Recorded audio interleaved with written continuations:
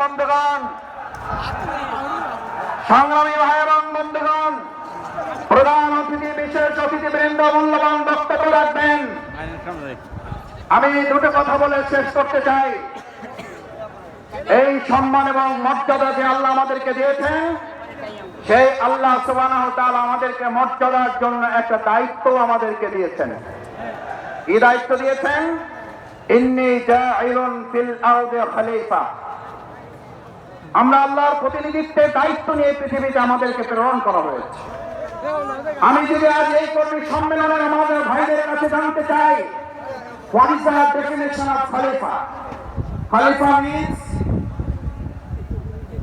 আমরা প্রতিনিধি তাদেরকে বলি। খলিফা has tradition, genius has tradition, Bani Adam has tradition, Samat worker has tradition to break the existing customs of the society. মানুষের তৈরি করা সমস্ত বাস্তবতা মতবাদকে দূরে সরিয়ে ভেঙে চলে খান খান করে দিয়ে আল্লাহর বিধানকে নতুন একটা সমাজ বিনির্মাণ করার দায়িত্বের কারণে আমাদেরকে সম্মানিত করা হয়েছে। আজ নতুন সংস্কারের জন্য বলা হচ্ছে, আর বাংলাদেশ জামাত ইসলামী এখানে ঘোষণা করতে চায়, সংস্কার আজকের কথা নয়, সংস্কারের দায়িত্ব আল্লাহ আমাদেরকে দিয়েই পৃথিবীতে প্রেরণ করেছেন।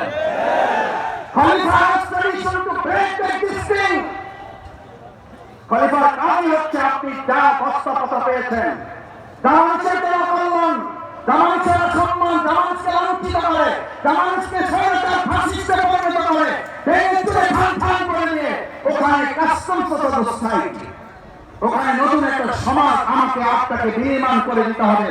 এটা কি জামাতের দায়িত্ব না আল্লাহ প্রদত্ত দায়িত্ব? এটা কি আমাদের অধ্যাপক মুজিব ভাইয়ের দায়িত্ব না আল্লাহ প্রদত্ত দায়িত্ব? সুতরাং এই দায়িত্ব পালনে আপনি আমাদেরকে শত্রু মনে করেন কেন? এই সংস্কার করাকে আপনি আমাদের শত্রু মনে করেন কেন? এই সংস্কার যদি আপনি না মানেন, এই সংস্কারের দায়িত্ব যদি আপনি অবহেলা করেন, তার প্রতিনিধিত্ব পক্ষে আপনি কোরআনকে অবমাননা করেন। আপনি যদি আমাদেরকে শত্রু মনে করেন, তাহলে আপনি প্রতিনিধিত্বকে কোরআনের শত্রু হিসেবে চিহ্নিত হবেন। আমাদেরকে আল্লাহ সম্মানিত মর্যাদা দান করেছেন। বিগত 15 বছর এক মহিলা এত রাজত্ব কায়েম করে কথায় কথায় মানুষকে অপমানিত লাঞ্ছিত করেছে না করে নাই? আমরা তার দেশটা চেয়েছিলাম। কিশোরগঞ্জে এক ভাই এখানে আছেন সাক্ষী, একজন ভাই বিরোধী মিছিলে আমরা দেশটাকে স্লোগান দিয়েছিলাম। ভাই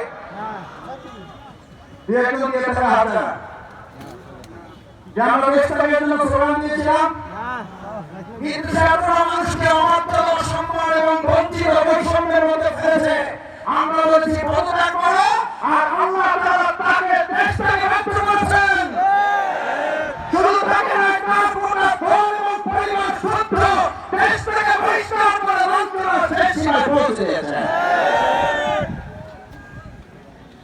আমরা একটা কথা পরিষ্কার করি, আলাকাদ কাররামনা বানি আদম। জামাত ইসলামী আদম সন্তানকে সম্মানিত করার জন্য কাজ করছে। আর আমরা আজকে বৈষম্যহীন একটা রাষ্ট্র গড়ার সময় লক্ষ্য করছি। অত্যন্ত দুর্ভাগ্যের কথা, আমাদের এই সময়ে যদি শুরুতে হয় ভুলিয়ে উড়ে দেব, শোনা যায় না? যায় না? থুতু মেরে ভেসে ভাসিয়ে দেওয়া হবে। আচ্ছা ভাই, আপনি বলেন, আপনি থুতু দিয়ে ভাসিয়ে দিলেন, আপনি ফু দিয়ে উড়াই দেবেন। ওই সত্যটা মুরব্বী, আমি বলেছিলাম মুরব্বীরা না থাকলে আমি কিছু কথা বলতে পারতাম। আমি চাইছিলাম অনুমতি যে আমার মুরব্বীদের আগে আমাকে নিয়ে মস্তে নেন, আমি দু একটা কথা বলতে চাই। কিন্তু আমার দুর্ভাগ্য যে মুরব্বীদের সাথে আমাকে নিয়ে আসছে, আমি সব কথা বলতে পারবো না। আমাদের বাংলাদেশের রাজনীতিবিদদের মুখ থেকে যদি শোনা যায় যে তারা রাষ্ট্রপতিরা মুর্শিদাবাদ করে সেনা দিয়ে আমাদের দেশের মানুষকে ভাসিয়ে দেন, এটা দুর্ভাগ্যের বিষয়। নোংরা ফ্যাসিস্টের প্রবর্তনী এই বাংলাদেশের জনগণ এমন ফ্যাসিস্ট মোকাবেলা করবে।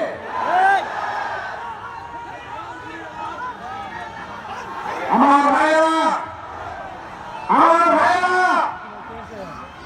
আমার ভাইয়েরা বলতে চাই, আল্লাহ তাআলা আপনাকে আমাকে সম্মানিত করেছেন। সেই সম্মানিত মর্যাদাবান মানুষকে নিয়ে আপনি ছুটো মারবেন, সেই সম্মানিত মর্যাদাবান মানুষকে আপনি খুঁজে উড়িয়ে দেবেন, সেই সম্মানিত মর্যাদাবান মানুষকে আপনি প্রস্তাব করে বঙ্গোপসাগরে রাখিয়ে দেবেন। এটা বাংলাদেশের রাজনীতি হতে পারে না। এই রাজনীতি ভবিষ্যতের দেশের মানুষের চলতে দিবে না। তাদেরকেও ফ্যাসিস্ট হিসেবে চিহ্নিত করে বাংলাদেশের কিশোরগঞ্জ যেমন অতীতে মোকাবেলা করেছে, ভবিষ্যতে মোকাবেলা করা হবে। আর একটা কথা বলে শেষ করি, আমাদের গ্রামে আছে, আপনাদের কেউ বলে পুরান পাগলের ভাত নাই, নতুন পাগলের আমদানি বলেন নতুন পাগলের আমদানি, পুরান পাগলের ভাত নাই, নতুন পাগলের আমদানি। আমি কিশোরগঞ্জে আসতে আসতে কথা বলতেছিলাম, গোটা বাংলাদেশে আলহামদুলিল্লাহ আমরা সবাই মিলে, আমরা আপনারা বলেন, আমরা সবাই বলি, সবাই মিলে বাংলাদেশ, সবার আগে বাংলাদেশ। তো সবাই মিলে বাংলাদেশ বলেন, সবার আগে বাংলাদেশ বলেন। সেই বাংলাদেশে সেই কিশোরগঞ্জ জেলায় এমন নেতার বক্তব্য শোনা যায়, তিনি সবার আগে বাংলাদেশ নয়, তিনি সবার একটা পার্শ্ববর্তী রাষ্ট্রের প্রতিনিধিত্ব করার বক্তব্য দেন। এই বক্তব্য অব্যাহত রাখলে আলেম ওলামা সাধারণরা আপনাকে প্রতিরোধ করতে সিদ্ধান্ত গ্রহণ করবে। বক্তব্য বন্ধ করুন। আমি একজনকে বলছিলাম আমার বক্তব্য বন্ধ করা উচিত, বলেছিলেন আমার বক্তব্য চলতে দেওয়া উচিত। আমরা কেন? উনি যত বক্তব্য দেবে ওই দল শেষ হওয়া তত ত্বরান্বিত হবে।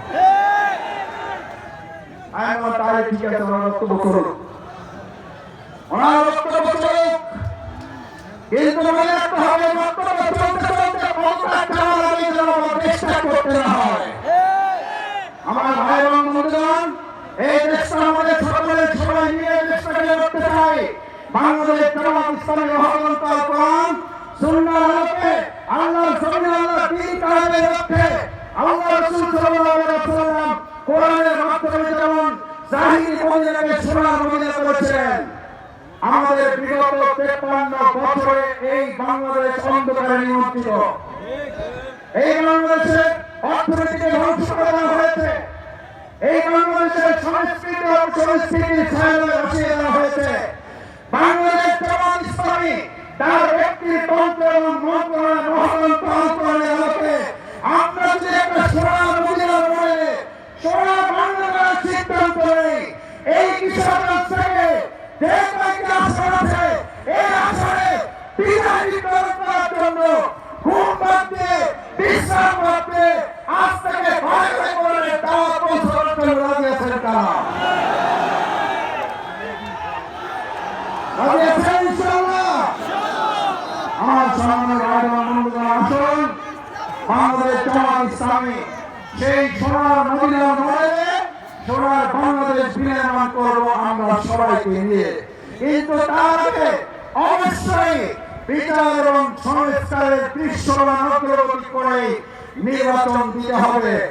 নির্বাচনের জন্য জামাত ইসলামী রাজনীতি করে এটা ঠিক, কিন্তু যেন তার কোনো একটা নির্বাচন বাংলাদেশে আর হতে দেওয়া হবে না। আমরা 2024 সালের জুলাই আগস্ট পুলিশ সামনে মুখ পেতে দিয়েছিলাম, পুলিশের বিরুদ্ধে লড়াই করেছি, এবার ভারতের বিপ্লবের জন্য আরেকবার বুকের সামনে পুলিশ ধারণ করে ভোট দেখাতে আমরা প্রতিহত করবই। সে আহ্বান জানিয়ে আমার কথা শেষ করছি। সুবহানাকাল্লাহুম্মা ওয়া বিহামদিকা আশহাদু আল লা ইলাহা ইল্লা আনতা আস্তাগফিরুকা ওয়া আতুবু ইলাইক। আসসালামু আলাইকুম ওয়া রাহমাতুল্লাহি ওয়া বারাকাতুহু।